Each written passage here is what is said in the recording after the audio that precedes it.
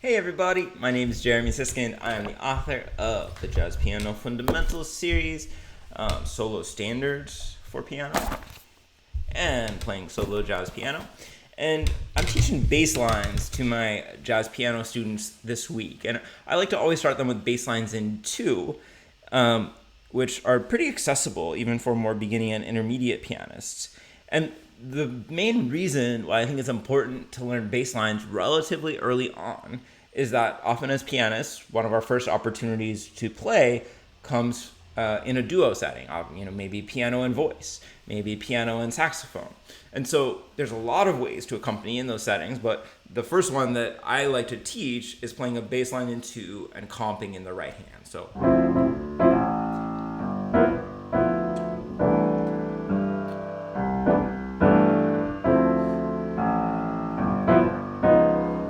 this really imitates a band. Now, a bass line in 2 is relatively simple. I talk about it a lot in my Jazz Piano Fundamentals Book 1 if you're really interested to get to the details of how to form a bass line in 2. What I want to talk about today is how to ornament a bass line in 2. Because the bass line in 2 might look like this. Right? And by the way, if you're not familiar, in 2 means it's a bass line in half notes, as compared to a walking bass line, which would use quarter notes. So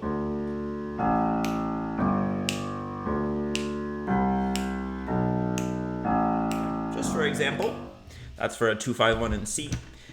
And especially in a duo setting, there wouldn't be drums. And so it's kind of up to us to form a little bit more of a rhythmic underpinning, to give a little bit more rhythmic lift to the music, because we're really encompassing the entire rhythm section.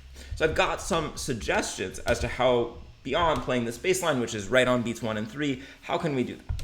So the first thing is that it's nice to add an extra note on beat 4.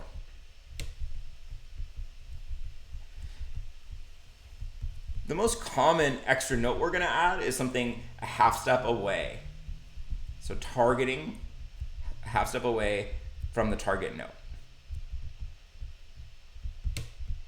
So we're leading into the next note. So for instance, we go A flat, G. And where we can, it's really nice to connect, in 2 half steps. D flat, C.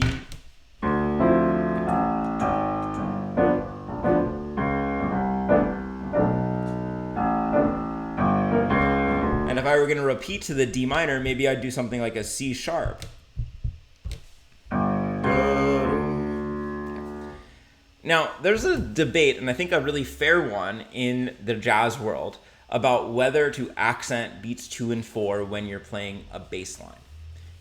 The case against accenting beats 2 and 4 is that if you listen to the great bass players, Ray Brown, Paul Chambers, I'm totally blanking out on other bass players, I'll say Christian McBride, whomever, they don't really place accents in their walking bass lines. Charles Mingus, Niels Henning, Orsted Peterson, Oscar Pettiford. Okay. Lots of great bass players. So if you listen to them play a bass line, usually it's very, very even.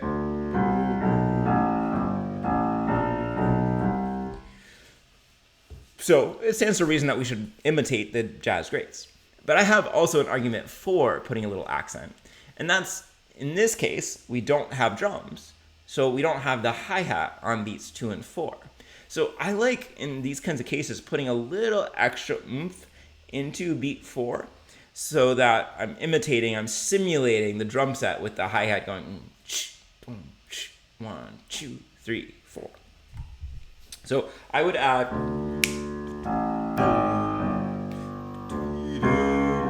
could be subtle. I'm not making it very subtle.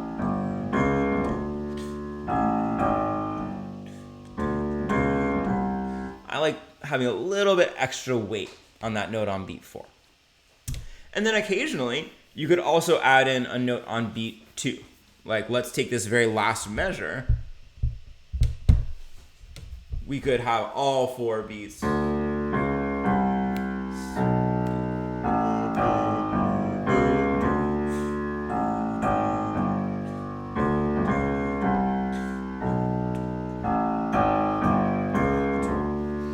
create a little bit of momentum and a little bit of variety as you play that bass line. Now the second device is going to be to add skip beats. And skip beats are going to be off beats. And traditionally, when I think about skip beats, I think about the ride cymbal of the drums, right? The ride cymbal goes ting, ting, ka ting, ting, ka ting, ting, ka ting, ting, ka ting. So those little kas in there, the swung eighth notes, ting, ting, ka ting, those we could refer to as skip beats. And there's probably multiple ways. I want to focus on two ways to add skip beats. The first is just by repetition. So what do I mean by that? I'm going to replay this note on the and of 2. That and of note is the skip beat.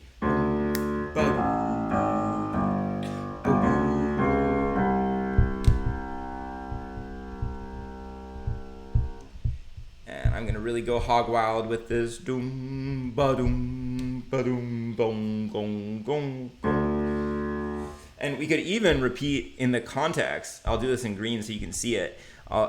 We could repeat in between some of these quarter notes. So,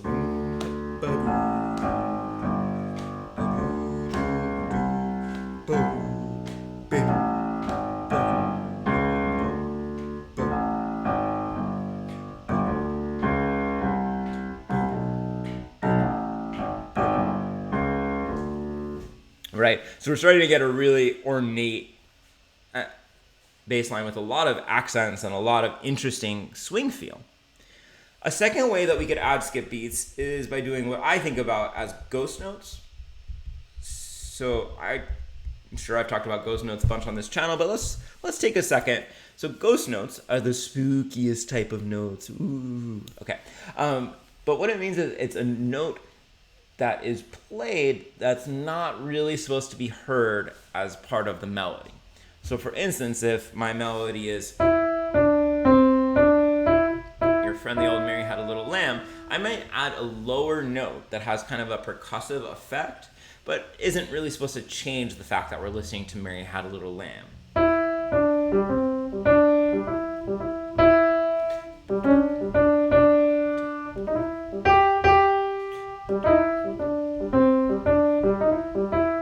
So that low G is the ghost note here.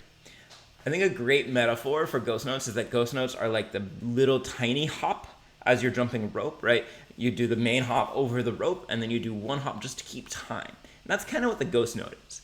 So ghost notes are usually below your main melody.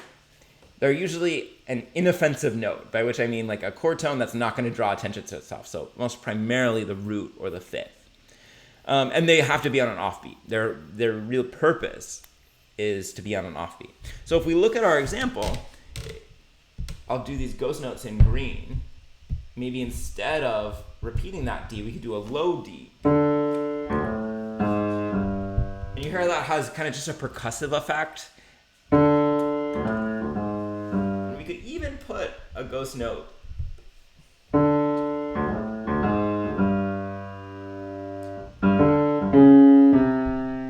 put a ghost note in here.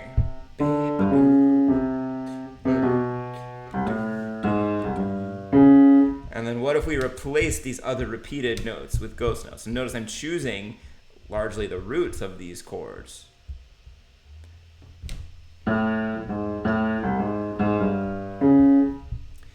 Something that I think is really great about ghost notes is, to me at least, they don't make the melody feel crowded or busy because they're not like really meant to be heard on the equal level as the rest of this.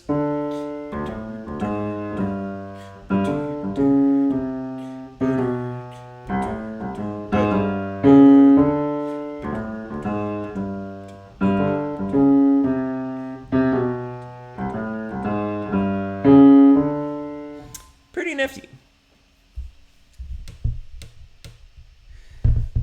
The third and final kind of bass ornamentation that I want to introduce is half-step slides. And I have two ways that I want to introduce these. I'm going to put slides in quotation. So with this device, we're going to use two half steps to target a note. It could be from below, or it could be from above. I can find half steps. I'm a professional. Okay, so half step slides, and so this could be really as grace notes. And when we do grace notes in jazz, the idea is to simulate a pitch bend. So grace notes don't take up formal rhythmic space, and it's okay if they overlap a little bit.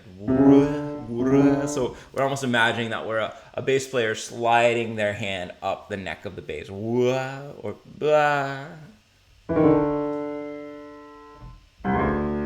So let's see, we'll add that kind of a grace note slide going into that very first note.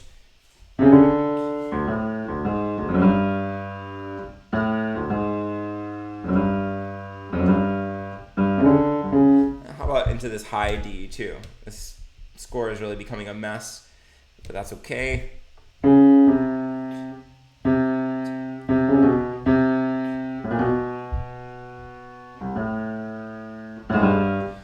This G seems like a nice place because we can kind of connect between A and G, going A flat, G.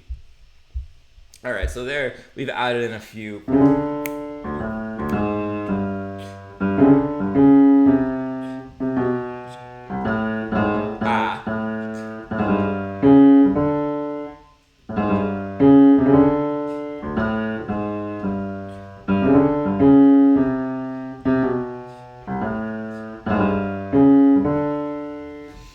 The kind of thing you probably wouldn't really notice unless it was pointed out, but all these things taken together just make the bass line so interesting. Second way that we can do this is with triplets. And the rhythm, I think as you hear it, it doesn't sound complicated, but written out it's complicated. So it could be 1, 2, 3, 4.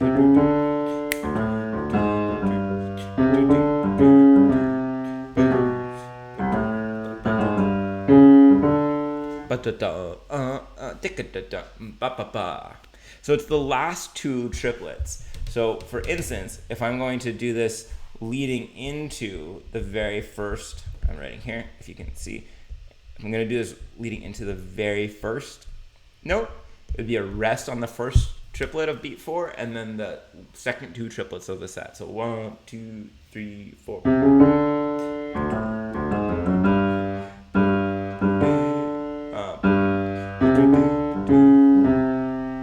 Right, 1 and a 2 and a 3. And that's so nice because it helps to emphasize the triplet feeling, right? This is an issue when we're playing in a duo setting, is that we want to communicate the triplets because we don't really have the ride cymbal there doing all that communicating of the triplets. So boom, boom.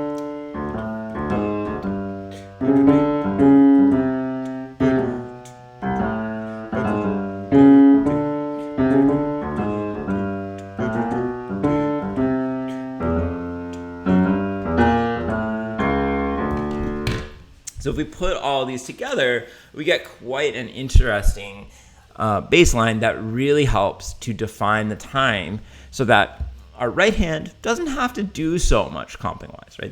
There's a relationship between the left hand and the right hand where the more the left hand has to do, or the more the left hand's doing, the less the right hand has to do, and vice versa. So you can kind of take turns with which one is defining the syncopation and making the rhythm feel really exciting. I hope you enjoyed that, everybody. That is my talk about ornamenting bass lines. If you're interested in that, you might be either if it seems a little tricky on Jazz Piano Fundamentals Book 1, or if it's seeming easy or doable in Jazz Piano Fundamentals Book 2. And you can find some nice bass lines to play in solo standards for piano. Thanks for watching. If you made it this far, why don't you say something about your favorite bass player? I struggled to come up with bass players when I was put on the spot, but you know, you got your Richard Davis, you got a lot of great bass players. So you got your Larry Grenadiers, you got your Scott LaFaros, so many great bass players. So say who your favorite bass player is, and I'll see you next time. Take care, guys.